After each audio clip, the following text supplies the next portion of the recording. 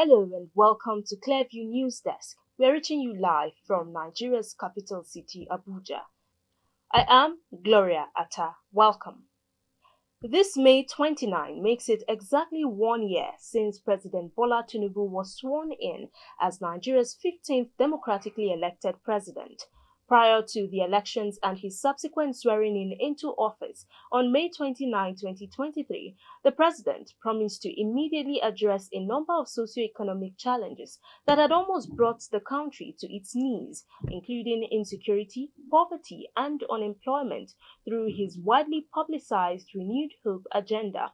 Clearview News crew asked some residents of the Federal Capital Territory, Abuja, to assess the performance of the Bola Tinubu administration in the last 365 days and reports that while some Nigerians have expressed disappointment over his administration's performance, others still believe there is light at the end of the tunnel. Personally, Nigeria had a high expectation. People believe that when this administration comes to power, there will be a better life, but people are really disappointed. But me personally, I'm not surprised because I knew things like that will happen. It takes time to build what has already broken. What we're facing now started long before. There has been issues long before now. So you don't expect any magic to just turn things around. This administration has been so terrible, hectic. Their performance is so poor.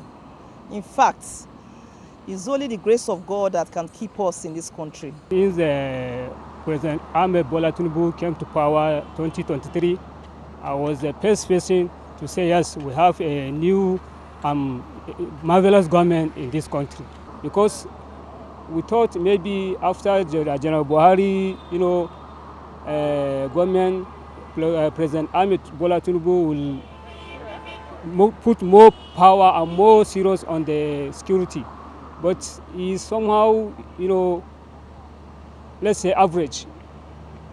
And in terms of economic, President Bola Ahmed Tinubu is not, living to expectation, because we expect the economy to be more than this, more than how it is now. Few times they have been in government, nothing is working quite all right. People are complaining, but I believe that it's a state of when other person left, that's the former president left, I know when he came, he will be thinking what to do so that to see how things will work well, how things will begin to work in the land. And beside that, and again, when you have bad seed around you, it's not easy for somebody to get things right. So, but it takes time. To me, we keep telling people you should just calm down. But if you can deliver as a governor of Lagos State, you can still do it in Nigeria. There are many things inherited in the previous government, which with time, it will take a little time to do better. But for now, it's trying.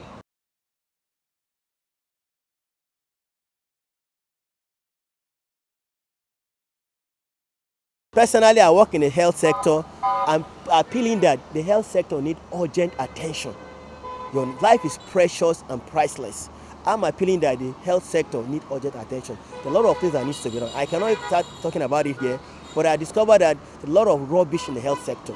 And the most things that is being done does not cascade down to the primary health care. I work in the primary health care personally.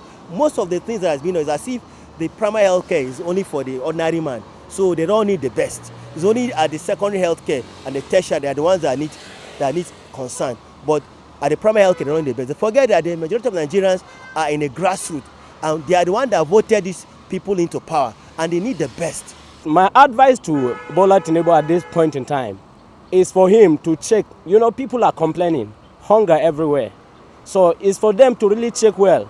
Let's forget about maybe only themselves. You understand? They should not think about themselves, but they should think about others. When you are given a job opportunity, people will have something to do, and they will be taking care of themselves. Our education system is failing. Number one, when it comes to ethics, you can see that before now, how we are being raised in school, you will notice that there are things we cannot dare do it. We don't just do it, but I'm so shocked that I will see a student going to a secondarian, I will see the illicit things they do at times I will cry.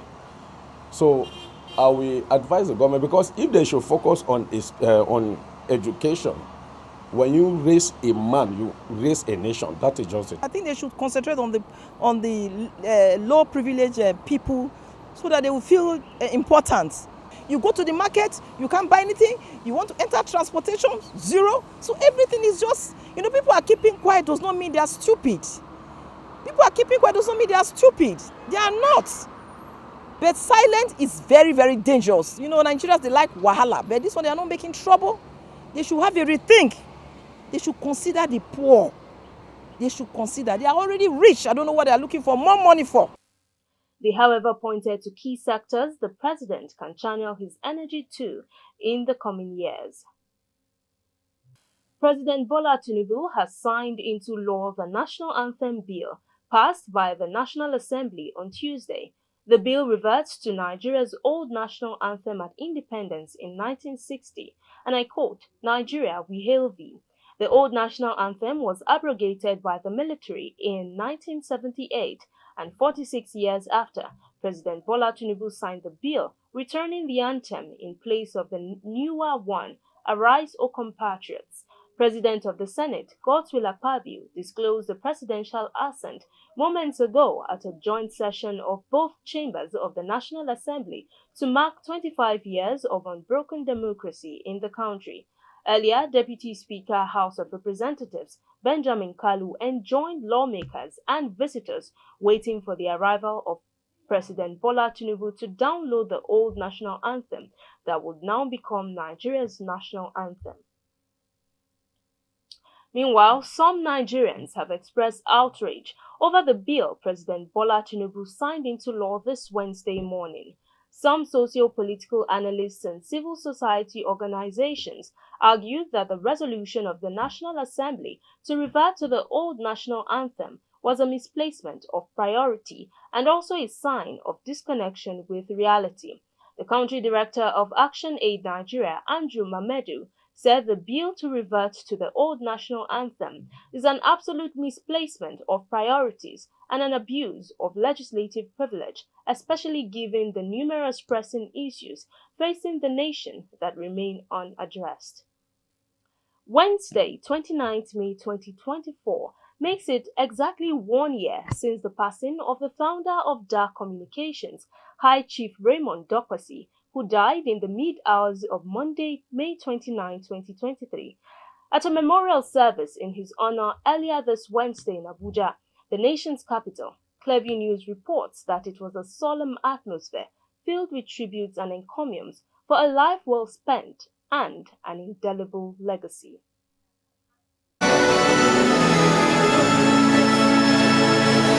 It was all acknowledgements and encomiums for a life of sacrifice and service to humanity as family members, associates, friends and well-wishers of the late founder of DAR Communications, High Chief Raymond Dokwasi, converged on the Catholic Church of Assumption, Asokoro, Abuja for a memorial service to honor the life and times of the media mogul and his contributions to the Nigerian mass media. I think it's a burden of responsibility.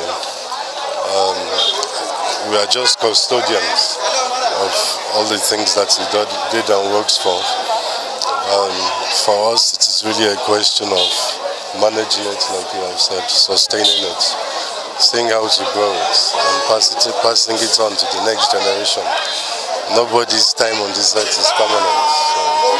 God, that none of us is missing, none of us is sick, none of us is in hospital. So all glory must be to God that we are still surviving by His grace. God has been there and I believe He'll continue to be there. Of course I miss Him, someone you talk to every day, someone you see every day, someone who harasses you every day, someone who shows you love every day, and then all of a sudden he disappears, he's gone. But I believe he's somewhere better. And the good Lord who has kept us for this 1 year will keep us to see many more years praying for Him and keeping everyone together. We are deeply touched by the turnout of faithfuls, not only from the Catholic Church, but people from the various religion and faith. Only a man like this that can draw a crowd that you have here. He was one of a kind, an incredible boss, a father to all, and a supporter really of destinies. Earlier, while delivering the sermon for the Mass, the Archbishop Emeritus of Abuja, Cardinal John Onaikan, said death is the lot of every human being and it holds significant importance to the Christian faith, as even Jesus Christ had to give himself up to death for the salvation of mankind, and stressed the need for all to remain steadfast in the love of Christ, even in the midst of challenging times. Whether it is sudden, whether it's expected, the story is the same. Because at the end of the day, just like everybody believes that death is not the end, it will not be the end, what comes later will be judged by what has happened. High Chief Raymond Anthony Alioho Dokpesi was born on 25th November 1951 to a family from Agenebode, Edo State. Although he originally started his career as an engineer, he ventured into the media space after Ibrahim Babangida's regime put up a decree which allowed for private broadcasting in Nigeria. In 1994, he launched the first Nigerian private FM station, Ray Power.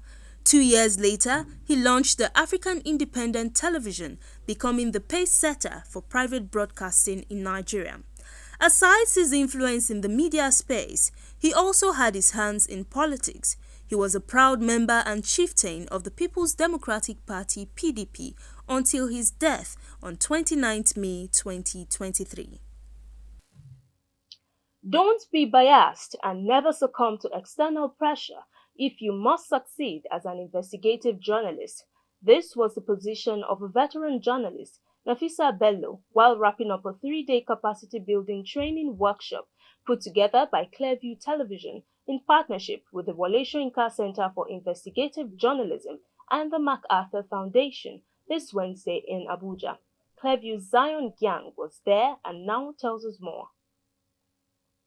Speaking on the topic, Little Things That Matter in Investigative Reporting, Nafisa Bello stressed the need for journalists to imbibe the virtue of integrity, resilient and always put aside immediate gains and work for the common good of the people. She further advised journalists to be resilient in spite of the numerous challenges faced in the discharge of their duties. The little things that we actually overlook, minor things that we overlook in investigative reporting could actually mar the entire process or the entire outcome of any investigative report that we could be working on. As an investigative journalist, you don't make sure you are not biased. Don't be biased. Don't let them mount pressure on you. Those two things, if you can work with those two things, you will definitely achieve your report, whatever you are investigating. The lead program officer of the training, Nteng Ekpang, also spoke about the focus of the training, which is to equip journalists with necessary skills for solution-driven and developmental reportage. Accountability in terms of ethics, governance, it is equated with answerability, right? You must answer to something. And who makes someone answer to something? At the level of reporting, it's us, the journalists, that will make people answerable to what they say. You had said that you're going to do this. Monies were released. Why did you not do it? Someone has to answer for that. And if we can do a report like that, someone will answer for it. Maybe someone will be called to question, or they can say, you can do it, wherever you took the money from. Like, accountability makes you responsible, it promotes ownership, it lessens conflicts, because when you're accountable, you don't need a lot of quarrel. Performances is improved, it helps measure progress, it inspires confidence, it builds trust, and helps you validate thoughts and ideas. So when you're accountable, it makes life easier, project execution easier. Some participants share their experience and gains from the training in their future assignments. The organizers for such program, this has helped journalists in Abuja, has given us a lot of exposure when it comes to investigative reporting. The second day we had the election, this pitching, how to pitch. That's one area that most journalists find very difficult. but I think we've gotten some good ideas when it comes to pitching. Now I can pitch, I know how to do my budgeting, I know how to do my synopsis, that when I do these things, I don't think anyone out there can reject my pitching. I can say that I have really learned a lot because I have been trying to take a step in this investigative report writing, but I've been finding something difficult because I've not really gone through the foundation, and this training has helped me to know more about the foundation, where to start from. For instance, the undercover, we were taught some tactics you can employ to help you get your information from the community you want to get your story from. Yes, it has been an amazing experience for me, and now I'm better equipped to carry out investigative journalism, which before now it has been one area of interest for me. And now I am better equipped with all the skills and that is needed for the job and the processes involved in carrying out investigative journalism. And I would say it has been a wonderful experience for me. And going forward, these skills that I've acquired from this training will help me do my job better. The 3-day training was concluded with practical sessions aimed at exposing journalists to real-life situations of the job. Certificates were issued to participants at the close of the event. Zion Gyang reporting for Clearview News.